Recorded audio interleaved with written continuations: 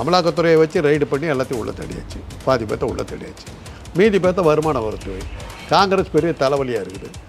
கையில் காசு இருந்தால் தான் நான் ஜெயிப்பேன். எப்போ வேணாலும் நான் டிஸ்குவாலிஃபை பண்ணுவேங்கிறதுக்கு தயாராகிட்டேன். அது அந்த வகையில் நீங்கள் பார்த்துட்டு வந்தீங்கன்னா ஸ்டாலின்லாம் கூட வந்து கைது பண்ணப்பட்டால் நான் ஆச்சரியப்படுறேன். பணத்தால் எல்லாத்தையும் ஜெயிக்க முடியும்னு நினைக்கிறேன். பணத்தால் எதையுமே வெல்ல முடியும்னு நினைக்கிறேன். ஏற்கனவே டிமானிட்டைசேஷனில் பாஜகவை தவிர வேறு அவங்ககிட்டே காசு இல்லாமல் பண்ணியாச்சு. நாட்டு மக்கள் ஒருத்தர்கிட்டே காசு இல்லாமல் பண்ணாங்க. இன்றைக்கி நீங்கள் பார்த்தீங்கன்னா விஜய் மல்லையாவை பிடிக்கவே இல்லை. ஜெனிவாவிலே இருக்கார். எதுக்காக? இங்கே ஏதாவது ஒரு புரட்சி ஏற்பட்டுச்சா நம்ம ஜெனிவாவில் போய் தப்பிச்சுக்கலாங்கிறதுக்காக அவர் ரெடி அங்கே வச்சுருக்காங்க. பங்களாவெல்லாம் ரெடி பண்ணி வச்சுருக்காங்க. மோடி அனௌன்ஸ் பண்ணிட்டார். வச்சல நான் தானே உங்ககிட்ட சொன்னேன். தேர்தல் முடிவுகளை சொல்லிவிட்டு தேர்தல் அப்புறமா தேர்தல் நடத்துகிற ஒரே நாடு. தேர்தல் ஆணையம் நேர்மையாக இருக்காதுன்னு நான் சொன்னது ஆதாரம் கொடுக்குறாங்க. ப்ரூஃப் இதுதானே. திமுக அப்படி தான்மா பண்ணாங்க. 57 தான் ஃபஸ்ட்டு திமுக எலெக்ஷன் நிற்கிது. உதயசூரியன் சின்னம் வேணும் அப்படின்னு சொல்லிட்டு எங்களுக்கு அஃபிஷியல் சின்னமாக அதை கொடுங்கன்னாங்க. முதல்ல தேர்தல் நிற்கும் போது அவங்கள சுயேட்சையாக தான் கருதுவாங்க. தேர்தல் ஆணைய அங்கீகாரம் கிடைக்காது. அதனால் காங்கிரஸ் என்ன பண்ணாங்கன்னா டம்மி வேட்பாளர்களை போட்டு எல்லா இடத்துலையும் உதயசூரியன் சின்னத்தை வாங்கிட்டாங்க. அண்ணாமலை, தமிழிசை சவுந்தரராஜன், எல்முருகன் பட்டியலினத்தை சேர்ந்தவர். இவங்க வந்து பிற்படுத்தப்பட்டவர் தமிழிசை. முற்போக்கு ஜாதியாக இருந்தாலும் கவுண்டர் இனத்தை சேர்ந்தவர். அவரும் பிற்படுத்தப்பட்டவர் தான் அண்ணாமலை. இவங்கெல்லாம் தேர்தலில் நிற்கணும். நிர்மலா யார்? பிரம்மாவனுடைய நெத்தியில் இருந்து பிறந்தவங்கல்ல. அவங்க தேர்தல் என்னது உங்கள் மாதிரி அல்ப ஆத்மாக்கள்கிட்ட வந்து ஓட்டு கேட்பாங்க. அங்கே யார்? பிராமின்ஸ். மரியாதையாக வந்து எங்களுக்கு நாங்கள் ராஜ்யசபா எதுக்கு வச்சுருக்கோம்? நாங்கள் அங்கே வந்துக்குவோம். தமிழ்நாட்டுக்கு வந்தாக்கா வணக்கம் அப்படின்பாங்க. உடனே நம்ம ஆளுங்க கைத்தட்டி விசில் அடித்து தமிழில் வணக்கம்னு சொல்லிட்டாங்களாம். வைத்திக்காரது. இப்போ வந்து தமிழை பற்றி பேசணும். தமிழை பற்றி நீ என்ன பேசி என்ன பிரயோஜனம்? சமஸ்கிருதத்துக்கு இல்லாத மொழிக்கு நீ 1000 கோடி செலவு பண்ணுற. இருக்கிற மொழிக்கு ஒத்த பைசா கொடுக்க முடியாது.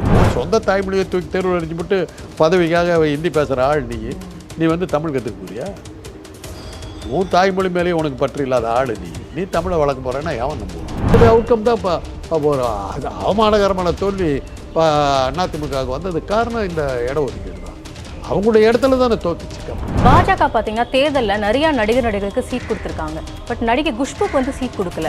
அவங்க பிறப்பிலேயே ஒரு முஸ்லீம் அப்படிங்கிறதுனால தான் அவங்க சீட் கொடுக்காம இருக்காங்களா? அது ராதிகாவுக்கு ஏன் சீட்டு கொடுத்தாங்க? நடிகைங்கிறத தமிழ்நாட்டு மக்கள் நடிகைன்னா ஓட்டு போட்டுருவாங்க, ஊடகங்கள் விளம்பரம் நிறையா கிடைக்கும் அப்படிங்கிறதுக்கு தான் கொடுக்குறாங்க. என்ன சர்வகட்சி தலைவி இல்லை. திமுகவில் ஆரம்பித்து அதிமுக போய் அதில் எல்லா கட்சியிலையும் போய் ரவுண்ட் அடித்து முடிச்சுட்டாங்க. இனிமேல் கட்சியே இல்லை போகிறதுக்கு. போனார் முன்னாள் திமுக, முன்னாள் பாஜகவை இருந்து இப்போ இந்நாள் திமுக மாதிரி இருக்குது. எப்படி போய் எத்தனை கட்சி தான் சொல்கிறேன். வீட்டில் தலைவர்கள் படம் மாற்றுறதுக்கு செவரே இல்லை. அவ்வளோ தலைவர்கள். நடிகை ராதிகா சரத்குமார் அவர்களும் விஜயகாந்த் மகனும் ஒரே தொகுதியில் போட்டியிடுறாங்க. யாருக்கு வெற்றி வாய்ப்பு அதிகமாக இருக்குன்னு நினைக்கிறீங்க? யாரெல்லாம் ஏற்று பேசுகிறாங்களோ அத்தனை பற்றி உள்ள தேடுவாங்க. ஜெயிலில் இடம் இருக்காது. வீட்டுக்காக வரல வைக்கிறாங்க. சொல்லுங்க. ஹிட்லர் ஆட்சி மாதிரி ஆகிடுமா? ஹிட்லர்லாம் இவ்வளோ மோசமாக பண்ணும். ஹிட்லர்லாம் ஆட்சிக்கு பண்ணுறேன். ராகுல் காந்தியை வந்து தேர்தலுக்கு போட்டியிட தகுதி இல்லாதன்னு அவங்க அறிவிச்சாங்கன்னா நான் ஆச்சரியப்பட மாட்டேன். ஒருவேளை 3வது முறையும் வந்துட்டு மோடி அவர்கள் வந்து பிரதமர் ஆயிட்டார்னா தமிழ்நாட்டிற்கு என்ன மாதிரி அபாயங்கள்லாம் வரும்? இந்தியாவுக்குன்னு சொல்லுங்க. தமிழ்நாடு கணக்கிலேயே வரல. அறுதி பெரும்பான்மை வந்தபோது தாம்மா இந்திரா காந்தி காலியானதுக்கு காரணமே, கலைஞர் காலியானதுக்கு காரணமே அறுதி பெரும்பான்மை தான். தேர்தல் நேர்மையாக நடந்ததுன்னா பாஜக ஒரு இடத்துல இந்தியாவில் காஷ்மீரில் ஆரம்பிச்சு கன்னியாகுமரி வரல ஒரு இடத்துல ஜெயிக்க மாட்டாங்க. மோடி அதிகாரிகள் நம்பிக்கிட்டு இருக்காரு. எப்போ காலம் வருவாங்கன்னு தெரியாது. ஜாக்கிரதையா. Big bang Tamil BBT. Big bang Tamil BBT, பெருவெடிப்பு தமிழ், உலகத் தமிழர்களின் உயிர்த்துடிப்பு. இன்றைய சிறப்பு நேர்காணலில் நம்மோடு இருப்பவர் திரு காந்தராஜ் அவர்கள். வணக்கம் சார். சார், இன்றைக்கி செய்தி பார்த்தீங்கன்னா காங்கிரஸுக்கு வருமான வரித்துறை 1823 கோடி ரூபாய் வந்துட்டு ஃபைன் போட்டிருக்காங்க. ஸோ இந்த மாதிரி அவங்க பண்ணுறது பார்த்திங்கன்னா அந்த கட்சி இயங்க முடியாத ஒரு நிலைமைக்கு வரதுக்கு சான்சஸ் இருக்குது. பிஜேபி எப்படி பண்ணுதுன்னு பார்த்தீங்கன்னா வருமான வரித்துறையை கையில் வச்சுட்டு தனக்கு எதிராக போட்டி போட எந்த கட்சியுமே இருக்கக்கூடாதுங்கிற போக்கோட பண்ணுது. இது நீங்கள் எப்படி பார்க்குறீங்க? பணத்தால் எல்லாத்தையும் ஜெயிக்க முடியும்னு நினைக்கிறாங்க. பணத்தால் எதையுமே வெல்ல முடியும்னு நினைக்கிறாங்க. அவங்க என்னென்னமோ செஞ்சிட்டாங்க. ராமர் கோயிலை வச்சு இது பண்ணாங்க. பாப்ரி மசீத்தை இடித்த இடத்துல ராமர் கோயிலை கட்டினாங்க. அதன் மூலமாக ஒரு இந்து முஸ்லீம் கலவரம் வரும். அந்த கலவரத்தின் அடிப்படையில் வச்சு நம்ம எலெக்ஷன் இது பண்ணிக்கலாம். புல்வாமா இது மாதிரி ட்ரை பண்ணாங்க, வரல. இந்த பாகிஸ்தான் கை கொடுக்க மாட்டேங்குது. பெரிய பிரச்சனையே இன்றைக்கி பாகிஸ்தான் தான். இந்த இம்ரான்கான் வந்து பெரிய அவஸ்தை பண்ணிவிட்டார். போன தடவை எலெக்ஷன் டைமில் மோடி ஒரு பாகிஸ்தானில் நமக்கு ஆபத்துன்னு உடனே இம்ரான்கான் பாகிஸ்தான் இது தேர்தலில் போட்டிட்டு சொன்னார். இந்தியாவில் எலெக்ஷன் வந்தாக்க அந்த ஊரில் இருக்கிறவங்க வந்து நம்ம மேலே படிப்படி ஜெயிக்கிறதுக்கு பார்ப்பாங்க. அது நாங்கள் யார் இப்போ அவங்க வந்து அடிக்கிறதா இல்லைன்னு விட்டார். மோடிக்கு எடுப்படல. அதுக்கப்புறம் தான் புல்வாமாவுக்கு போனார். பண்ணி அதை 20 இராணுவ வீரர்கள் பள்ளி கொடுத்து அதனுடைய அந்த இதை வச்சு இது பண்ணார். இந்த தடவை அது என்னென்னமோ பண்ணி பார்த்தாங்க. மணிப்பூர் சரியாக வரல. மணிப்பூரில் ட்ரை பண்ணாங்க. மணிப்பூர் வந்து இவங்களுக்கே பேக் ஃபயர் ஆகிடுச்சு. இவங்க முதுகிலே குத்திடுச்சு. எல்லாமே இது ஒரு உள்நாட்டு கலவரத்தை கொண்டு வரதுக்கே முடியல. பார்த்தாங்க எதிர்கட்சிகள் எல்லாத்தையும் உள்ள தள்ளினா தான் வழி அப்படிங்கிறது. அதுக்காக ஒன்று அமலாக்கத்துறையை வச்சு ரைடு பண்ணி எல்லாத்தையும் உள்ள தள்ளியாச்சு. பாதி பேர்த்த உள்ள தள்ளியாச்சு. மீதி பேர்த்த வருமான வரித்துறை. காங்கிரஸ் பெரிய தலைவலியாக இருக்குது. கையில் காசு இருந்தால் தானே ஜெயிப்பேன். ஏற்கனவே டிமானிட்டைசேஷனில் பாஜகவை தவிர வேறு அவங்ககிட்டே காசு இல்லாமல் பண்ணியாச்சு. நாட்டு மக்கள் ஒருத்தர்கிட்டே காசு எல்லாம் பண்ணாங்க. அதுக்கப்புறம் கம்பெனிகள் ஏதாவது காசு வச்சுருந்தாங்க. அந்த பத்திரத்தின் மூலமாக லட்சக்கணக்கான கோடி ரூபாய் வருமானம் போயிட்டாங்க. காசு விஷயம்னு எடுத்திங்கன்னா உலகத்திலேயே மிகப்பெரிய பணக்கார கட்சி. அதுக்கப்புறம் தான் மற்ற உலகத்திலேயே பெரிய பணக்கார கட்சி ஆகிப்போச்சு. பணத்தை வச்சு அவங்கள ஜெயிக்க விடாமல் பண்ணுறதுக்கு என்ன உண்டு. இதுக்கு அடுத்தாப்பு நான் எதிர்பார்க்குறது ராகுல் காந்தியை ஏதாவது ஒரு காரணம் காட்டி தேர்தலில் நிற்க விடாமல் டிஸ்குவாலிஃபை பண்ணுவாங்கன்னு நான் எதிர்பார்க்குறேன். ஓகே, ஆல்ரெடி இது பண்ணியிருக்காங்க. அது எதுவும் மிஸ் ஆகிடுச்சு. போன தடவை மிஸ் ஆகிடுச்சு.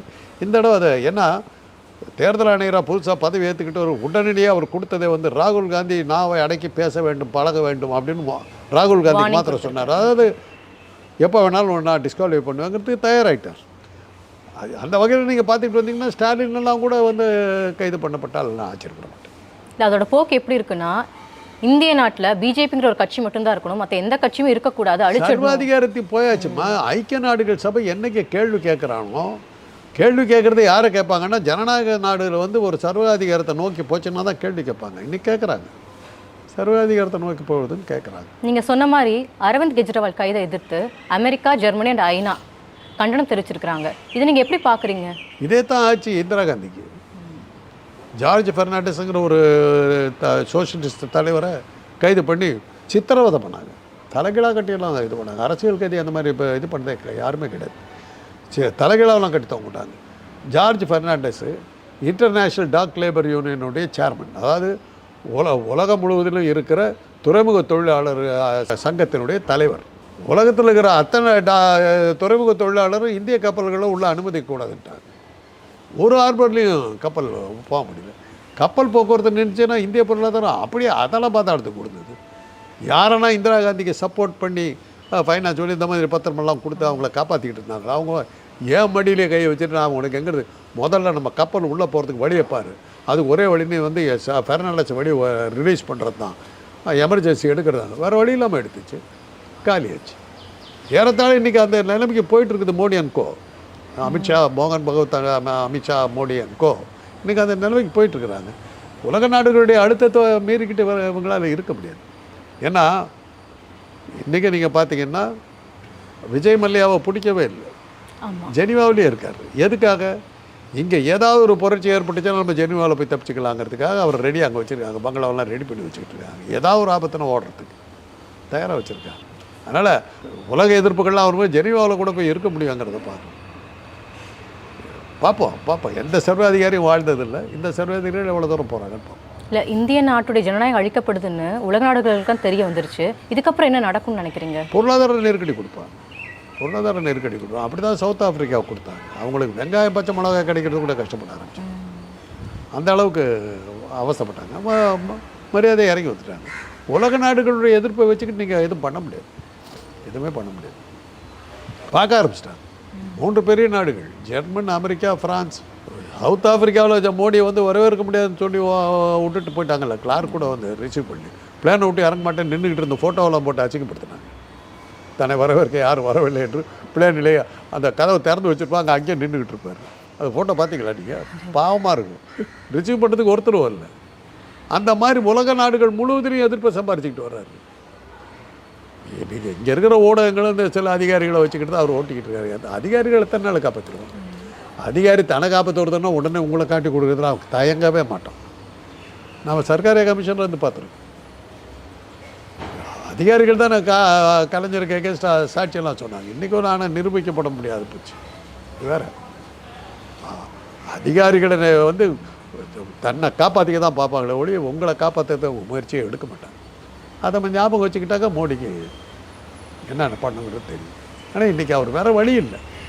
பதவி விட்டு இறங்கினா என்ன ஆகும்னு அவங்களுக்கு தெரியும். பதவிங்கிற அந்த ஒரு இதில் வந்து ஒரு நிமிஷம் வெளியே போனால் கூட அவங்களுடைய எல்லாமே அப்படியே சீட்டு கட்டி களைஞ்சி விடுவோமே விழுந்துருவாங்க. தலையில் சிலிண்டர் ரொம்ப மெல்லிய நூலில் தொங்கிக்கிட்டு இருக்காங்க. அது எப்போ இருந்து விடுன்னு தெரியும். இதை தொடர்ந்து தமிழ்நாட்டிலே அவங்க கை வைக்கிறாங்க. எப்படின்னா சின்னத்தை முடக்கிறது. இப்போ பார்த்தீங்கன்னா விசிக கட்சி பல போராட்டங்களுக்கு பிறகு பானை சின்னத்தை வாங்கியிருக்கு. இந்த நெருக்கடியை நீங்கள் எப்படி பார்க்குறீங்க? அது தேர்தல் ஆணையம் நேர்மையாக இருக்காதுன்னு நான் சொன்னது ஆதாரம் கொடுக்குறாங்க. ப்ரூஃப் இதுதானே. அவங்க நேர்மையாக இருக்க மாட்டாங்க. ஏற்கனவே 400 சீட்டு அவங்க ரெடி பண்ணிட்டாங்க. மோடி அனௌன்ஸ் பண்ணிட்டார் ரிசல்ட். நான் தானே உங்ககிட்ட சொன்னேன். தேர்தல் முடிவுகளை சொல்லிவிட்டு தேர்தல் அப்புறமா தேர்தல் நடத்துகிற ஒரே நாடு இந்தியா. இது பாரத். இந்தியா பாரத். அது தேர்தல் முடிவுகளை அறிவிச்சுட்டு தேர்தல் நடத்துகிற நாடு இது. அதனால இந்த 400 சீட்டு ரெடி பண்ணிட்டாங்க. இப்போ இதெல்லாம் வந்து அதுக்கெல்லாம் அது மாதிரி போயிட்டுருக்காங்கங்கிறதுக்கு ஆதாரம் தான் இந்த மாதிரி சின்னங்கள் கொடுக்க முடியாமல் சீப்போடு வச்சுக்கிற கதை தான். திருமாவளவன் நிற்கிறது வந்து ஊர் ஜனங்களுக்கு தெரியாதா? சின்னத்தை பார்த்து அவரை தேர்ந்தெடுக்க போகிறாங்களா? திமுக அப்படி தான்மா பண்ணாங்க. 57 தான் ஃபஸ்ட்டு திமுக எலெக்ஷனில் நிற்கிது. உதயசூரியன் சின்னம் வேணும் அப்படின்னு சொல்லிட்டு எங்களுக்கு அஃபிஷியல் சின்னமாக அதை கொடுங்கன்னாங்க. முதல்ல தேர்தலில் நிற்கும் போது அவங்கள சுயேட்சையாக தான் கருதுவாங்க. தேர்தல் ஆணைய அங்கீகாரம் கிடைக்காது. அதனால் காங்கிரஸ் என்ன பண்ணாங்கன்னா டம்மி வேட்பாளர்களை போட்டு எல்லா இடத்துலையும் உதயசூரியன் சின்னத்தை வாங்கிட்டாங்க. இவங்களுக்கு உதயசூரியன் சின்னமே கிடைக்கல. அதுக்கு உதாரணம் நான் நிறைய அதில் சொல்லியிருக்கேன். சேலத்தில் வந்து பொதுச் செயலாளராக திமுகவின் பொதுச் செயலாளராக அப்போ இருந்த நாவலர் நெடுஞ்செழி நிற்கிறார். இதுக்கு பார்லிமெண்ட்டுக்கு வந்து கணேஷ் சங்கர் நிற்கிறார் திமுகவில். 2 பேத்துக்கும் உதயசூரியன் கிடைக்கல. சேவல் சின்னம் தான் கிடைச்சிது. அது இல்லாமையே பல்வேறு சின்னங்களில் நின்று காங்கிரஸை ஒரு தண்ணி காட்டுற அளவுக்கு போயிட்டாங்க. 15 இடங்களில் வெற்றி பெற்றுட்டாங்க. நேரு கூப்பிட்டு கேட்டார், என்ன அந்த கட்சி வராதுன்னு காமராஜரை கூப்பிட்டு கேட்டார். காமராஜர் தலைமையில் தான் அது நடந்தது. அவரை கூப்பிட்டு கேட்டார், என்ன இப்போ 15 பேர் ஜெயிச்சிருக்கான், தோற்று போன இடத்துல கூட ரொம்ப ஸ்லெண்டர். நாவலர் தோற்றது வந்து 207 ஓட்டு. 207 ஓட்டு தோற்றது. இந்த மாதிரி 1000 ஓட்டு வித்தியாசம் கூட வராமல் பல இடங்களில் நீ வந்து தப்பிச்சு பொழைச்சி வந்திருக்கிற, பார்த்துக்கோ அப்படின்னு. அடுத்த தடவை பாருங்கன்னாரு. அப்புறம் அது நடந்த கதை வேறன்னு வச்சுக்க. 62 இந்த 15 இடத்துல 14 இடத்துல தோக்கடிச்சார். அண்ணாவை சேர்த்து தோக்கடிச்சார். நடேச மொழியார் ஒரு பெரிய பணக்காரர் நிற்க வச்சு இஷ்டத்துக்கு விளையாடி அண்ணாவையே தோக்கடிச்சார். சந்தோஷப்பட்டுக்கிட்டார். ஆனால் 15 இடத்துல 14 இடத்துல தோத்த திமுக 52 இடங்களில் விட்டு நேரு கூப்பிட்டு கேட்டார், ஏறத்தாழ வந்துட்டாங்கன்னு. அடுத்த தடவை பாருங்கன்னாரு. அவரே தோத்தார். அதுதான் நடந்தது. அதனால் இந்த சின்னங்கள்லாம் வச்சுக்கிட்டு நீங்கள் விளையாடுறதெல்லாம் ரொம்ப பெருசாக இது பண்ணும். மக்கள் ஆதரவு தேர்தல் நேர்மையாக நடந்தால் நீங்கள் ஒன்றும் பண்ண முடியாது. இவ்வளவுக்கு நான் சொல்கிறதுக்கு தேர்தல் நேர்மையாக நடக்குது. சிம் கார்டு இப்படி எடுத்து இப்படி சொல்கிறீங்க என்ன முடிஞ்சிச்சு அவ்வளோ. இப்போது பிஜேபியை சேர்ந்த நிர்மலா சீதாராமன் இருக்காங்க இல்லையா, அவங்ககிட்ட சில கேள்விகள் எழுப்பியிருக்காங்க. நீங்கள் ஏன் தேர்தல் நிற்கக்கூடாதுன்ட்டு. அதுக்கு அந்த அம்மா வந்து சொல்லியிருக்காங்க, என்கிட்ட காசு இல்லை அப்படின்னு சொல்லிட்டு. பட் அதே கட்சியை சேர்ந்த அண்ணாமலை, தமிழிசை சவுந்தரராஜனா தேர்தல் நிற்கிறாங்க, அவங்ககிட்ட மட்டும் காசு இருக்குது. இந்த கூட்டு உண்மையாக இருக்கும்னு நினைக்கிறீங்களா? அதில் ஒரு பாயிண்ட் பார்த்திங்கன்னா, அண்ணாமலை, தமிழிசை சவுந்தரராஜன், எல்முருகன் பட்டியலினத்தை சேர்ந்தவர். இவங்க வந்து பிற்படுத்தப்பட்டவர். தமிழிசை முற்போக்கு ஜாதியாக இருந்தாலும் கவுண்டர் இனத்தை சேர்ந்தவர். அவரும் பிற்படுத்தப்பட்டவர் தான் அண்ணாமலை. இவங்கெல்லாம் தேர்தலில் நிற்கணும். நிர்மலா யார்? பிரம்மாவனுடைய நெத்தியில் இருந்து பிறந்தவங்கல்ல. அவங்க தேர்தல் என்னது உங்கள் மாதிரி அல்ப ஆத்மாக்கள்கிட்ட வந்து ஓட்டு கேட்பாங்களா? பிராமின் சொல்கிறீங்களா? என்ன அவங்க யார்? உங்கள் மாதிரி தாழ்ந்த ஜாதி கீழ் ஜாதி இவங்ககிட்டலாம் வந்து ஓட்டு கேட்குறதா? நாங்கள் என்ன நினச்சிங்க? நாங்கள் யார்? பிராமின்ஸ். மரியாதையாக வந்து எங்களுக்கு நாங்கள் ராஜ்யசபான்னு எதுக்கு வச்சுருக்கோம்? நாங்கள் அங்கே வந்துக்குவோம். நாங்கள் வி வில் நாட் ஸ்பெண்ட் பண்ணி எங்ககிட்ட இருந்து 10 பைசா அவங்ககிட்ட வராது. அதான் சொல்கிறாங்க. இவங்க ஏழையாம், நம்ம கேட்டுக்கணுமா? முருகாவை எதிரே பல கோடி சம்பாரிச்சதாக சொல்கிறாங்க. முருகா மாமின் தானே பேர். அது இதுதான் ராஜ்யசபாவில் போகிறதுக்கு இது பண்ணுறாங்க. மற்ற ஜாதிக்காரனாக்கா இருந்தாக்கா பாஜகவில் வந்து மற்ற ஜாதிக்காரர்கள்லாம் வந்து பிராமணர் இல்லாதவங்களாம் எலெக்ஷன் நின்று ஆகணும். பிராமணர்கள் நிற்க விட்டு அவங்க ராஜ்யசபாவுக்கு போயிடுவாங்க, மந்திரி ஆகிடுவாங்க. அதுதான் பாஜக. சனாதனம். நேற்று பூத் கமிட்டி மீட் ஒன்று நடந்திருக்கு. அதில் மோடி பேசியிருக்கிறாரு, தமிழ் மக்கள் மீது ரொம்ப மரியாதை வச்சுருக்கேன், தமிழ் மொழி என்னுடைய தாய்மொழியாக இல்லாமல் போச்சேன்னு நான் ரொம்ப வருத்தப்படுறேன் அப்படின்னு சொல்லிட்டு தேர்தல் டைமில் தமிழ் மக்களுக்கு ஒரு ஐஸ் வைக்கிற மாதிரி சில விஷயங்கள்லாம் பேசுகிறாரு. இதெல்லாம் எதுக்கு பேசுகிறாரு? அதான் நீங்களே சொல்கிறீங்க, ஐஸ் வைக்கிற மாதிரி பேசுகிறாங்க. அழகெல்லாம் தமிழ் தப்பிச்சுக்கிச்சு, அவ்வளோதான். இவருக்கு தாய்மொழியாக இருந்தால் கொதறி ஆக்கா தாப்பதவா அப்படிங்கிற இந்த கதையெல்லாம் நம்ம நிறையா கேட்டாச்சு. இந்திரா காந்தியால் ஒரே வார்த்தையில் முடிச்சுடுவாங்க. தமிழ்நாட்டுக்கு வந்தாக்கா வணக்கம் அப்படின்பாங்க. உடனே நம்ம ஆளுங்க கைத்தட்டி விசில் அடித்து தமிழில் வணக்கம்னு சொல்லிட்டாங்களாம். பைத்தியக்காரருக்கு. நீ போய் ஹிந்திக்காரங்கிட்ட ஹிந்தி பேசிக்கிட்டு இருக்கிற. எந்த ஹிந்திக்காரன் வந்து தமிழ் பேசுகிறான்? யாருக்கு தெரியுது? கற்றுக்கிறதுக்கு கூட அவனுக்கு முயற்சி பண்ணலையே. நல்ல காலத்துக்கு நம்முடைய உண்மையிலே சொல்லப்போனால் சினிமா உலகத்தை நம்ம அப்ரிஷியேட் பண்ணோம். இளையராஜா போன்றவர்கள், பாரதி ராஜா போன்றவர்கள், ஏஆர் ரஹ்மான் போன்றவர்கள் தான் ஹிந்தி ஆதிக்கத்தை ஒழிச்சவங்கன்னு சொல்லலாம். எம்எஸ் விஸ்வநாதன் வந்த பிறகு தான் ஹிந்தி இசை வந்து கொஞ்சம் அடிபட ஆரம்பிச்சிது. இளையராஜா வந்து ஏறத்தாழ ஹிந்தி டாமினேஷனை இது பண்ணி, அப்போல்லாம் நாங்கள்லாம் என்ன ஹிந்தி பாட்டு தான் கேட்டுக்கிட்டு உட்காந்துட்ருப்போம். எம்எஸ்வி பாட்டுகள்லாம் வந்தது பிறகு ஒரு அளவுக்கு வர ஆரம்பிச்சிருச்சு. கேவி மகாதேவன் வந்துருச்சு. ஆனால் இளையராஜா வந்ததுக்கு பிறகு தான் கம்ப்ளீட்டாக போய் ஏஆர் ரஹ்மான் ஒழிச்சே கட்டிவிட்டார்ல. இவங்களை தொங்க வேண்டியதாக போச்சு. இப்படி சினிமா போச்சு, அப்புறம் டிவி போச்சு, எல்லாம் போக ஆரம்பித்த கலாச்சார அடியில் வாங்கினதுக்கு அப்புறம் தான் ஹிந்தி வந்து நமக்கு இப்போ தேவையில்லைங்கிற அளவுக்கு ஆகிப்போச்சு. இன்றைக்கி மொழி தேவையில்லைம்மா, மொழி தேவையில்லை. இன்றைக்கி டிஜிட்டல் மீடியா வந்ததுக்கப்புறம் எந்த மொழியில் வேணாலும் நீங்கள் எழுதிக்கலாம், ட்ரான்ஸ்லேஷன் போட்டு அடுத்த நிமிஷம் இருக்கும். எதுக்காக கற்றுக்கணும் நான்? நீங்கள் எந்த மொழியை வேணாலும் போட்டுங்க, கூகுளில் போட்டுட்டு அடிச்சிங்கன்னா அதுக்கு ட்ரான்ஸ்லேஷன் கொடுத்துருது. அதுக்காக நீங்கள் என்னத்துக்கு மொழியை கற்றுக்கணும்? தேவை என்ன இருக்குது? இல்லை, தமிழ் மக்களுக்கு தமிழ் மொழி சென்டிமெண்ட் அப்படிங்கிறதுனால அதை வச்சு அடிக்கிறாரு. அதை வச்சு அவங்கக்கிட்ட சிலதெல்லாம் சொல்லியிருக்காங்கம்மா. தமிழ்நாட்டுக்காரங்க சினிமாக்காரர் பின்னாடி போவாங்க, அதனால தான் எல்லா சினிமாக்காரனையும் கூப்பிட்டுக்கிட்டு கட்சியில் சேர்த்துக்கிறதுக்கு காரணம் அதுதான். அவங்களோட கூட்டணி வச்சுக்கிறது, விஜயகாந்த் எல்லாம் கூட்டணி வச்சுக்கிறேன்னு சொன்னதுக்கு காரணம் அதுதான். நமிதா போன்ற காலாவதியான அந்த நடிகைகளை எல்லாம் காயலாங்கடையில் தூக்கிட்டு வந்து போட்டு எல்லாம் கட்சியில் வச்சுக்கிட்டு இருக்கிறது காரணம் அதுதான். சினிமா மயக்கம் நமக்கு இருக்குதுன்னு நினச்சிக்கிட்டு இது பண்ணி, அதனால தான் இளையராஜாவுக்கு ஏதோ ஒரு டைட்டில் எம்பி ராஜ்யசபாலாம் சினிமாக்காரரையும் பிடிக்கிறாங்களாம் அப்படியெல்லாம் நினச்சி பண்ணாங்க. அப்புறம் தெரிஞ்சு அது சரிப்பட்டு அது ஒன்றும் இல்லைங்கிறது தெரிஞ்சது. இப்போ வந்து தமிழை பற்றி பேசணும். தமிழை பற்றி நீ என்ன பேசி என்ன பிரயோஜனம்? சமஸ்கிருதத்துக்கு இல்லாத மொழிக்கு நீ 1000 கோடி செலவு பண்ணுற, இருக்கிற மொழிக்கு ஒத்த பைசா கொடுக்க முடியாது. அதான் தமிழ் மீது பற்று இருந்தா நீதிமன்றங்களே தமிழை வழக்காடல் மொழியாக வச்சுருக்கலாம் இல்லையா? தேசிய மொழிகள் 14 அங்கீகாரம் கொடுத்துருக்கலாம், அதே கொடுக்கலையே. எங்கே போனாலும் ஹிந்தி பேசுகிற, இந்தியா உங்கள் தாய்மொழி. குஜராத்தி இல்லை, உன் சொந்த தாய்மொழியை தூக்கி தேர்வு அடிச்சு போட்டு பதவிக்காக ஹிந்தி பேசுகிற ஆள் நீ வந்து தமிழ் கற்றுக்க போறியா? உன் தாய்மொழி மேலேயே உனக்கு பற்று இல்லாத ஆள் நீ தமிழை வளர்க்க போகிறேன்னா எவன் நம்புவான்? இதுக்கெல்லாம் தமிழ் மக்கள் மயங்கி ஓட் பண்ணிடுவாங்களா? தமிழ் மக்கள் நம்ப மாட்டாங்கிறதுக்காக தான் இவ்வளோ கதை பேச வேண்டிய, இல்லாட்டி பேச வேண்டிய அவசியம் இல்லை. நேற்று பிரச்சாரத்தில் முதல்வர் ஸ்டாலின் வந்து ஒரு கேள்வி எழுப்பியிருக்கிறாரு. சமூக நீதிக்கு எதிராக பேசுகிற பாமக சமூக நீதிக்கு எதிராக செயல்படுற பிஜேபி கூட ஏன் சேர்ந்தீங்க அப்படின்னு சொல்லிட்டு, இது நீங்கள் எப்படி பார்க்குறீங்க? பாமகவுக்கு வந்து கொள்கைங்கிறதெல்லாம் ஒன்றும் கிடையாதுங்க. அவங்க வெளியில் சொல்லுவாங்க சமூக நீதி அது இதெல்லாம் பேசுவாங்களே ஒழிய, அவங்களுக்கு வேண்டியது அவங்க சொந்தக்கார மகனுக்கு வந்து மந்திரி பதவிங்கிறது தான் அவரை பொறுத்தவரை. அப்புறம் இன்னொன்று ஒரு நிரந்தர தேர்வு கோரிக்கை ஒன்று வச்சுருக்காரு, வன்னியர்களுக்கு 10.5% இடஒதுக்கீடும்பார். தேர்தலில் இந்த தேர்தலில் அதை சொல்ல முடியல, ஏன்னா கோர்ட்டில் தடை உத்தரவு போட்டான். போன தடவை அதை சொல்லி தான் பழனிசாமி ரொம்ப ராஜதந்திரமாக நடக்கிறத நினச்சிக்கிட்டு அவங்களுக்கு கொடுத்தாரு. அதனுடைய விளைவு என்னாச்சு? மற்ற அத்தனை பிற்படுத்தப்பட்டவர் ஒன்றா சேர்ந்துட்டாங்க. இவன் 10.5% வாங்கி நம்ம ஏறி மதிக்கிறதுக்கு பார்க்குறான், டாமினேட் பண்ண பார்க்குறான்னு, விடக்கூடாதுறான்னு சொல்லிட்டு அத்தனை பேர் ஒன்றா சேர்ந்தாங்க. அதனுடைய அவுட்கம் தான் இப்போ ஒரு அவமானகரமான தோல்வி அதிமுகவுக்கு வந்தது. காரணம் இந்த இடஒதுக்கீடு தான். அவங்களுடைய இடத்துல தானே தோத்துச்சு கம்ப்ளீட்டாக.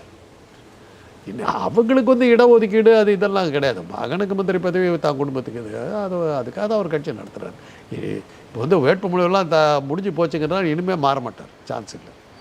ஏன்னா கடைசி நிமிஷம்லும் பாமகவும் தேமுதிகவும் எங்கே போகணும் யாராலையுமே சொல்லுவாங்க, அவங்களுக்கே தெரியாது எங்கே போவோம். இப்போ தமிழ்நாட்டு மக்கள் பிஜேபிக்கு எதிராக இருக்காங்கன்னு தெரிஞ்சும் பாமக அதிமுக போன்ற கட்சிகள் பிஜேபியை சார்ந்தே போயிட்டு இருக்காங்களே, என்ன தைரியத்தெல்லாம் பண்ணுறாங்க? ஏம்மா எனக்கு தெரிஞ்சு போச்சு, சரி எரியற வீட்டில் போட்டுக்கினது லாபம், அவ்வளோதான். அவ்வளோ இல்லைன்றது தெரிஞ்சு போச்சு, ரைட், கிடைக்கிறவங்க லாபம்னு போயிட்டு. ஸோ கொள்கை ரீதியாக போகாமல் சீட்டுக்காக தான் போகிறாங்கிறதெல்லாம் ஒன்றும் கிடையாது. அது அந்த 2 கட்சிக்கும் இதுவுமே கிடையாது. எலெக்ஷன் அவங்களுக்கு வந்து ஒரு நடக்கும். அந்த மாதிரி 3 கட்சி இருக்குது. இந்த 3 கட்சி எலெக்ஷன் பணம் வாங்கிடுவாங்க அடுத்த 5 வருஷத்துக்கு வசதி ஆகிடுவாங்க. ஓகே. அடுத்த 5 ஸோ தான் ரிச் பேக்ரவுண்டுக்காக தான். ஓகே. பாஜக பார்த்தீங்கன்னா தேர்தலில் நிறையா நடிகர்களுக்கு சீட் கொடுத்துருக்காங்க. பட் நடிகை குஷ்புக்கு வந்து சீட் கொடுக்கல. அவங்க பிறப்பிலேயே ஒரு முஸ்லீம் அப்படிங்கிறதுனால தான் அவங்க சீட் கொடுக்காம இருக்காங்களா? இருக்கலாம். அது காரணமாக பல பெண்களுக்கு அவங்க கொடுக்கல. ஏன்னா சனாதன தர்மத்து பிரகாரம் பெண்கள் எழுப்பிறவைகள். அதனால் அவங்க நிறைய பேர்த்துக்கு பெண்களுக்கு அவங்க கொடுக்கல. அதில் ஒன்று இவங்க அவ்வளோதான். தமிழிசை வந்து ஒரு கட்டாயத்தின் காரணமாக கொடுக்க வேண்டியதாக போச்சு. பெண்ணாக இருந்தாலும் கூட ஒரு பிற்படுத்தப்பட்ட ஒரு பெரும்பான்மை ஜாதியை சேர்ந்தவங்கிற முறையில் அவங்களுக்கு கொடுத்துருக்காங்க. அது ராதிகாவுக்கு ஏன் சீட்டு கொடுத்தாங்க? நடிகைங்கிறத தமிழ்நாட்டு மக்கள் நடிகைன்னா ஓட்டு போட்டுருவாங்க, ஊடகங்கள் விளம்பரம் நிறையா கிடைக்கும் அப்படிங்கிறதுக்கு தான் கொடுக்குறாங்க. ராதிகாவுக்கு ஒரு ஜாதி பேக்ரவுண்டு ஒன்று இருக்குது. அவங்க அப்பா நாயுடு, கணவர் நாடார். விருதுநகர் வந்து நாயுடுகளும் நாடார்களும் அதிகமாக இருக்கிற இடம். இந்த 2 பேர்த்தையும் கவர் பண்ணுற மாதிரி ராதிகாவுக்கு அந்த ஜாதி பின்னணி இருக்குது. அதனால் கொடுக்குறாங்க. குஷ்பு வந்து பழைய ஆள். அவங்க எல்லா கட்சியிலும் போயிருந்துட்டாங்க. இனிமேல் அவங்க போகிறதுக்கு கட்சி இல்லை. அதனால் அவங்க இடம் கொடுக்க முடியாது. வெளியே போனால் கூட ஒன்றும் பண்ண முடியாது அவங்களால. ஏன்னா சர்வ கட்சி தலைவி இல்லை. திமுகவில் ஆரம்பித்து அதிமுக போய் அதில் எல்லா கட்சியிலையும் போய் ரவுண்ட் அடித்து முடிச்சிட்டாங்க. இனிமேல் கட்சியே இல்லை போகிறதுக்கு. போனார் முன்னாள் திமுக, முன்னாள் பாஜகவை இருந்து இப்போ இந்நாள் திமுக மாதிரி இருக்குது. எப்படி போய் எத்தனை கட்சி தான் சொல்கிறது? வீட்டில் தலைவர்கள் படம் மாற்றுறதுக்கு செவரே இல்லை. அவ்வளோ தலைவர்கள் படம். அதனால தான் குஷ்பூர்லாம் காலாவதி ஆகிட்டார். முடிஞ்சு போச்சு. ராதிகா கொஞ்சம் வத்தியான பொண்ணு. சரி ஒரு கொடுக்கலாம் அப்படின்னு. புது நடிகை, புதுசாக வந்திருக்குறாங்க. தேர்தலுக்கு புதுசு போட்டு பார்க்கலான்னு பார்த்தேன். அது 2வது இந்த ஜாதி பின்னணி இருக்குது. குஷ்புவுக்கு முஸ்லீம்கள் எவ்வளோ பேர் இருக்கும்போது இவங்களுக்கு கொடுக்கணுங்கிற அவசியம் இல்லை. ஓகே. நடிகை ராதிகா சரத்குமார் அவர்களும் விஜயகாந்த் மகனும் ஒரே தொகுதியில் போட்டியிடுறாங்க. யாருக்கு வெற்றி வாய்ப்பு அதிகமாக இருக்குன்னு நினைக்கிறீங்க? ராதிகாவுக்கு தான் இருக்கும். ராதிகாவுக்கு தான் இருக்கும். பெண். சரிங்க. அதில் தாய் குழம்புறா அது ஒரு பக்கம் போயிடும். நிறைய சீரியல்லாம் நடித்ததுனால இப்போ பெண்கள் மத்தியில் பாப்புலர் அவங்க. அது ஒரு பாயிண்ட்டு. அடுத்தது அவங்க நாயுடு இனத்தை சேர்ந்தவங்க. அங்கே பெரும்பான்மை நாயுடுகள் இருக்காங்க. இன்னொரு பாயிண்ட்டு தன்னுடைய கணவர் மூலமாக நாடார் இனத்தை சேர்ந்தவங்க. ஆக 3 அட்வான்டேஜ் அவங்களுக்கு. பெண்ணுங்கிறதுனால தாய் குலத்தினுடைய ஓட்டு ஆட்டோமேட்டிக்காக வந்துடும். நிறைய சீரியல்லாம் இருக்கிறதுனால அவங்களுக்கு அந்த இது வரும். அடுத்தது நாயுடு இனத்தவர்கள் சேர்ந்து ஓட்டு போட்டுருவாங்க, நாடாரும் போட்டுருவாங்க. விஜயகாந்த் மகனுக்கு முதல் பாயிண்ட்டு ஆண் அடி காலி, அதிலேயே காலி, தாய்க்குள்ள ஓட்டு காலி. அடுத்தது அவர் நாயுடு ஓட்டுகள் மாத்திரம் தான் அவங்களுக்கு, வேறு என்ன தவறும். ஸோ இது அட்வான்டேஜ்னு பார்த்தீங்கன்னா 3 பங்கு அட்வான்டேஜ் ராதிகாவுக்கு தான் இருக்குது. அதனால் விஜயகாந்த் மகனுக்கு வாய்ப்புகள் குறைவு. அவ்வளோ. இப்போ பிஜேபி பார்த்தீங்கன்னா 400 இடங்களையும் ஜெயிக்கும்ங்கிறத சொல்கிறாங்க. எதன் அடிப்படையில் அந்த கருத்தை வந்துட்டு தேர்தல் பிரச்சாரத்தில் தேர்தல் ஆணையம் கையில் இருக்குங்கிற நம்பிக்கை தான். வாக்கு எந்திரத்தை நம்ம பயன்படுத்த 400 இடத்த நாங்கள் ஜெயிச்சிட்டோன்ட்டார். அதுக்கு தகுந்த மாதிரி தான் தேர்தல் ஆணையம் எல்லாம் இதுவும் பண்ணுது. அமலாக்கத்துறையும் தேர்தல் ஆணையம் இது வருமான வரித்துறை எல்லாம் பாருங்களேன். போகிற போக்கு பார்த்தா உங்களே என்னை கூட அரெஸ்ட் பண்ணாலும் போய்டுவாங்க. யாரெல்லாம் ஏற்று பேசுகிறாங்களோ அத்தனை பற்றி உள்ளே தேடுவாங்க. ஜெயிலில் இடம் இருக்காது, ஒரு வேளை வீட்டுக்காக வரல வச்சா வைக்கிறாங்களா இருக்கும் சொல்ல முடியாது. ஹிட்லர் ஆட்சி மாதிரி ஆகிடுமா? ஹிட்லர்லாம் இவ்வளோ மோசமாக பண்ணும். ஹிட்லர்லாம் அசிங்கப்படுத்தும். ஹிட்லர் தேசபக்தி உள்ளவன். ஜெர்மன் உலகத்தை ஆளணும்னு சொன்னான். இவர் இந்தியா உலகத்தை ஆளணும்னு சொல்லி பாப்பா உலகத்தை ஆளணும்னு சொல்கிறாங்க. இந்து மதத்தில் கூட வைணவர்கள் தான் உலகத்தை ஆளணும்னு சொல்கிறார். ராமனுக்கு தான் கோயில் கட்டுறாரு, சிவனுக்கு கட்டலையோ. வாரணாசியில் நின்னாலும் இந்த சிவன் கோயில் அப்படியே தானே இருக்குது. ராமனுக்கு தானே கோயில் கட்டுறாரு. துபாயிலையும் போய் ராமனுக்கு தானே கட்டுறாரு. வைணவர்களுக்கு இந்து மதத்தையும் அவர் 2ஆக பிரிச்சுட்டார். சைவ வைணவம் இதெல்லாம் பிரிச்சுட்டார். ஏன் சைவர்களுக்கு கிடையாது, வைணவர்களுக்கு மாத்திரம்தான் சொல்லிட்டார். எந்த தைரியத்தில் இருக்காருன்னா நமக்கு தேர்தல் ஆணையம் இருக்குதுங்கிற தைரியத்தில் தான் அவங்க இதெல்லாம் பண்ணி. பிஜேபி முறைகேடு பண்ணி ஜெயிக்கும்ட்டு ஒரு பேச்சு வருது இல்லையா? கண்டிப்பாக இந்த முறை முறைகேடு பண்ணி ஜெயிச்சு வந்துருமா 3வது வாட்டி? மக்கள் வெடிப்போடு இருந்துட்டாங்கன்னா இதெல்லாம் கஷ்டம். மக்கள் ஓட்டில் தான் இருக்கு. ஏன்னா ஈரோட்டில் நம்ம காட்டியிருக்கோம். அவங்க ஒரு மணி நேரம் அவங்க வந்து சில தில்லு முள்ளுகளை பண்ணுறதுக்கு பார்த்தாங்க. உங்களை போன்ற ஊடகக்காரர்கள்லாம் உள்ளே போந்துட்டீங்க. அவங்களால ஒன்றும் பண்ண முடியல, பேசாமல் அக்கௌண்ட் பண்ணி கொடுத்துட்டாங்க. அது மாதிரி ஆச்சுன்னா எலெக்ஷன் அந்த பயத்தில் தான் இன்றைக்கி வந்து கெஜ்ரிவால் இவங்களை எல்லாத்தையும் அரெஸ்ட் பண்ணுறது, பல பேர்த்த காங்கிரஸ் கட்சி இதை முடக்கிறது. நான் ஏற்கனவே சொன்னேன் உங்ககிட்ட, ராகுல் காந்தியை வந்து தேர்தலுக்கு போட்டியிட தகுதி இல்லாதன்னு அவங்க அறிவிச்சாங்கன்னா நான் ஆச்சரியப்பட மாட்டேன். ஏதாவது ஒரு பேச்சை எடுத்து 50 வருஷத்துக்கு முன்னாடி இப்படி பேசியிருக்க அப்படி சொல்ல பிறக்க கூட இல்லை. இருந்தாலும் சொல்லுவாங்க 50 வருஷம் நீ பேசல, உங்கள் அப்பா பேசுகிற, உங்கள் தாத்தா பேசியிருப்பான்னு சொல்லிட்டு அவரை வந்து டிஸ்குவாலிஃபை பண்ணாங்கன்னு நான் ஆச்சரியப்பட மாட்டேன். ஸ்டாலின் அரெஸ்ட் பண்ணாங்கன்னு நான் ஆச்சரியப்பட மாட்டேன். மோடி தோத்துருவாங்கிற பயத்தில் தான் அதெல்லாம் பண்ணிட்டு இருக்காரு. வேற என்ன, டெஸ்பரேட்டு, என்ன பண்ணுறதுன்னு தெரியாமல் தவிக்கிறாங்க. பாலைவனத்தில் தண்ணி கிடைக்காம தவிச்சுக்கிட்டு மண்ணில் தேய்ச்சிக்கிட்டு போவான் இல்லையா? கண்ணு கட்டினவர் மண் பாலைவனம், தண்ணி தாகம், அப்படியே தரையில் படுத்துக்கிட்டு அப்படியே தவிச்சுக்கிட்டு போவான் இல்லையா? அது மாதிரி இருக்குது பாஜக. அவங்களுக்கு இருக்கிற ஒரே நம்பிக்கை தேர்தல் ஆணையம். ஒரு கொஞ்சோண்டு தண்ணி சேர்த்து வச்சுருக்காங்கல்ல இந்த தேர்தல் ஆணையம், அந்த தண்ணியை வச்சு தான் அவங்க தப்பிக்கலாங்கிற நம்பிக்கையில் இருக்காங்க. ஆனால் இன்றைக்கி உலகம் முழுவதும் பார்த்துக்கிட்டு இருக்காங்க, என்ன நடக்குதுங்கிறத பார்த்துக்கிட்டு இருக்காங்க. அமெரிக்கா ஏற்கனவே சொல்லிடுச்சு, ஜெர்மனி ஏற்கனவே சொல்லிடுச்சு, ஃப்ரான்ஸ் ஏற்கனவே சொல்லிடுச்சு, ஆஸ்திரேலியா சொல்லிடுச்சு, சவுத் ஆஃப்ரிக்கா சொல்லிடுச்சு, ஐக்கிய நாடுகள் சபை சொல்லிடுச்சு. உலகத்தினுடைய மொத்த பார்வை மேலே விழுந்துருக்குது. ஆமாம், அவ்வளோ சுலபம் இல்லை. ஒருவேளை 3வது முறையும் வந்துட்டு மோடி அவர்கள் வந்து பிரதமர் ஆயிட்டார்னா தமிழ்நாட்டிற்கு என்ன மாதிரி அபாயங்கள்லாம் வரும்? இந்தியாவுக்குன்னு சொல்லுங்க, தமிழ்நாடு கணக்கிலேயே வரல. உலகத்துக்கே என்னென்ன அபாயம் வரும்னு யோசிச்சு பாருங்க. அதை என்னென்னு சொல்லுங்க. நம்மளாம் காலி, அவ்வளோதான். நம்மளாம் காலி, அவ்வளோதான். நிர்மலா தான் சூப்பர் பவராக இருப்பாங்க. அவங்க தான் அவங்க போடுற ஆட்டமெல்லாம். உடனே அந்த எஸ்வி சேகர், எச்ராஜா இவங்கெல்லாம் கிடுக்கிட்டுன்னு வெளியே வந்துடுவாங்க. கிடுக்கிட்டுன்னு வெளியே வந்துடுவாங்க. அவங்க அப்போ பசங்கள்லாம் வந்து இந்தியாவில் இருக்க 1500 கோடி மக்களும் அப்படின்னு சொல்கிற அறிவாளிகள்லாம் அந்த கட்சியில் இருந்தாங்க. அது மாதிரி அதெல்லாம் கேட்டுக்கிட்டு இருக்க வேண்டியதாக இருக்குது. அதெல்லாம் அவ்வளோ சுலபம் கிடையாது. அறுதி பெரும்பான்மை வந்தபோது தான்மா இந்திரா காந்தி காலியானதுக்கு காரணமே, கலைஞர் காலியானதுக்கு காரணமே அறுதி பெரும்பான்மை தான். Power corrupts, absolute power corrupts absolutely. அதிகாரம் வந்து உங்களை ஊழல்வாதியாளாக்கும். வரம்பு மீறிய அதிகாரம் வரம்பு மீறிய ஊழலுக்காக அதுவும் நீங்கள் அழிஞ்சு போவீங்கிறது தான்.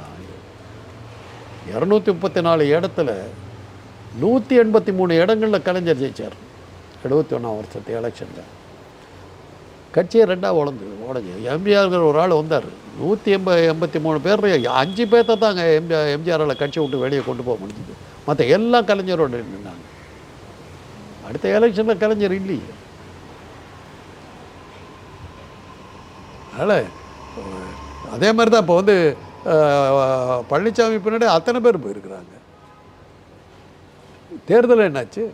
1.5 கோடி அதிமுக தொண்டர்கள் எங்கே போனாங்க? ஒரு தேர்தலில் வரிசையாக அத்தனை தோல்வி தானே அடிச்சுக்கிட்டு வர்றாரு. அந்த தொண்டர்கள்லாம் எங்கே போனாங்க? அதே தான். தேர்தல் நேர்மையாக நடந்ததுன்னா பாஜக ஒரு இடத்துல, இந்தியாவில் காஷ்மீரில் ஆரம்பிச்சு கன்னியாகுமரி வரல ஒரு இடத்துல ஜெயிக்க மாட்டாங்க. எழுதி வச்சுக்கணும். எலெக்ஷன் நேர்மையாக நடந்தால். இப்போ எலெக்ஷன் கமிஷன் பிஜேபி கையில் தான் இருக்கா, நேர்மையாக நடக்கும்னு நினைக்கிறீங்களா? அது நேர்மையாக நடப்பாங்களாங்கிறது கேள்விக்குறி. கேள்வி. ஆனால் உலகம் பார்க்க ஆரம்பிச்சிருச்சு, எச்சரிக்கை கொடுத்துருச்சு, ஜாகிரதையாக இருக்கும். ஆனால் ஒன்று வச்சுக்கோங்க, ஏற்கனவே சொல்லிட்டேன், அதிகாரிகளை நம்பினீங்க, எந்த இடத்துல உங்களை காலை வார முடியுமோ காலை வாரி உங்களை கொண்டு போய் காராகிரகத்தில் அடிச்சிருவாங்க. அனுபவபூர்வமாக நாங்கள் சொல்கிறோம். கலைஞர் அப்படி தான் சர்க்காரிய கமிஷனுக்கு பண்ணாங்க. அவருக்கு பிஏவாக இருந்தவர் சொல்கிறாரு கோர்ட்டில், என்னை நம்புங்கள், கலைஞர் ஒரு ஊழல்வாதி, என்னை நம்புங்கள்னு அழுகுறான். தன்னை காப்பாற்றிக்கிறதுக்கு என்ன வேணாலும் பண்ணுவார். ஜாக்கிரதையார். மோடி அதிகாரிகளை நம்பிக்கிட்டு இருக்கார். எப்போ காலம் வருவாங்கன்னு தெரியாது. ஜாக்கிரதையார். நெப்போலியனுடைய வார்த்தைகள் தான். ஏபிள் வாசாய் ஏர் ரைசா எல்பா, என்னை வெல்வதற்கு யாருமே இல்லை என்று நினைத்தேன், எல்பா தீவில் இருக்கும் சிறையை பார்க்கிற வரையில். இந்த ஜெயிலில் உட்காந்தப்போ தான் தெரிஞ்சது, ஓ அவ்வளோதானா நம்ம கதை. அதே தான் ஃப்ரெஞ்சு புரட்சி. மேரி அந்துவான் 14th லூயினுடைய மனைவி கில்லட்டினில் தலையை வைக்கிறாங்க. துண்டு கீழே உழுவு போகுது, தலை துண்டாக உழுவு போகுது. ரொட்டி கிடைக்கலன்னு கேக் சாப்பிடுன்னு சொன்னதுக்கு இதுவா அப்போ தான் தெரியுது. அடுத்த செகண்டு பொத்துன்னு விழுது, தலை கூடையில் போய் விழுந்துருச்சு. இந்த புத்தகங்களெல்லாம் மோடிக்கும் அமித்ஷாவுக்கும் மோகன் பகவத்துக்கும் அனுப்பி வைங்க. ஃப்ரெஞ்சு புரட்சி, நெப்போலியனை பற்றி இது, முசோனுடைய கடைசி நாட்கள், இந்த புத்தகங்களெல்லாம் மோடி மோகன் பகவத் அமித்ஷாவுக்கு அனுப்பி வைங்க, பயன்படும். Big bang Tamil BBT